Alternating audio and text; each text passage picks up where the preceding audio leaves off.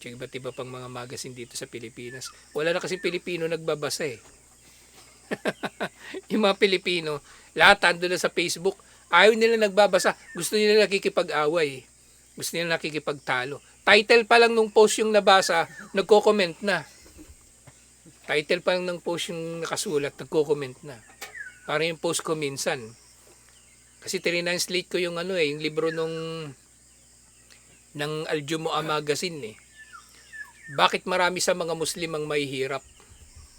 O bakit marami sa mga Muslim ang traidor at hindi mapagkakatiwalaan? Yun yung title nung article. O kahit ng video, ginawa namin video eh.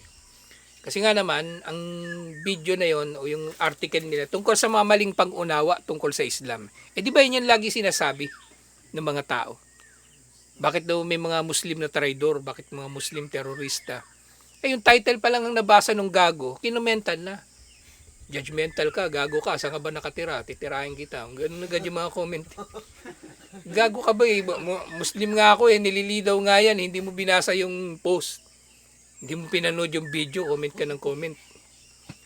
Ganun ang Pilipino ngayon eh. Kaya nakakatawang araw tayo, nangungulelat tayo sa reading comprehension sa buong Southeast Asia.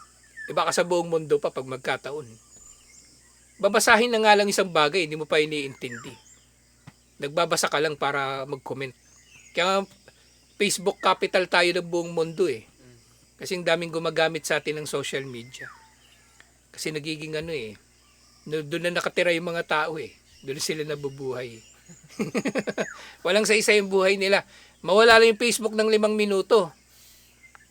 Kanina pa walang Facebook. Puputagad yun sa kapitbahay. May Facebook ba kayo dyan? Walang Facebook sa akin eh. Sira kaya yung Facebook?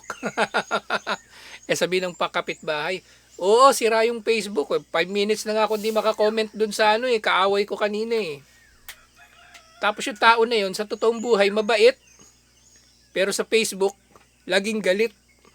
Kasi doon lumalabas, doon nila na-express yung mga sarili nila. May taong ganun eh. Laging may kadebate sa Facebook.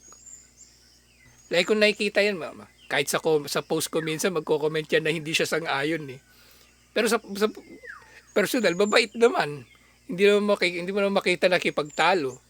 Pero sa Facebook, lagi mo nakikita nakipagtalo. Mga hindi na uso yung magazine sa Pilipinas.